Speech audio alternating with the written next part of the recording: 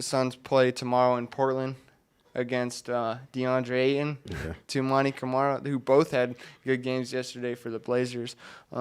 So that'll be their third preseason matchup. They enter that game 1-1. The Blazers enter it 1-0. So what do you think about that matchup?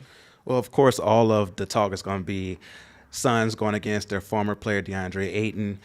Ayton versus Nurkić. Does Ayton show up and say, I do believe it is a downgrade going from Ayton to Nurkić because of the talent that Ayton has, how Ayton is younger and also been more durable over the last few years.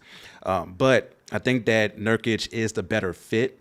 And hopefully we get to see a full team for the Suns. Frank Vogel said today that it will decide tomorrow if that the big three will be decided tomorrow. Despite the reports that have been going out there, we don't know. He said it at practice that they're going to decide tomorrow, and then people just said, oh, they're playing. Like, what? Like, how did that happen?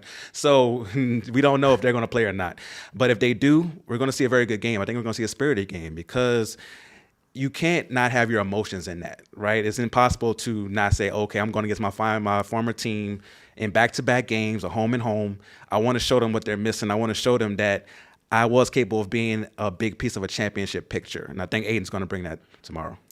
Yeah, and I think I know Ayton's a big story, but Tumani Kamara also, I saw some of his highlights from yesterday. He looked really good, too, for the Blazers. So I think both of them, I mean, Suns fans liked Kamara when he was here in the Summer League. He became, quickly a fan favorite. So even though he didn't play any games in the preseason or regular season for the Suns, I think fans liked him as well. But, yeah, obviously Ayton's the big headliner, and then Keon Johnson, Jusuf Nurkić, and Nassir Little going back to Portland. And those first two guys, Keon Johnson and Nassir Little, are probably going to get big minutes.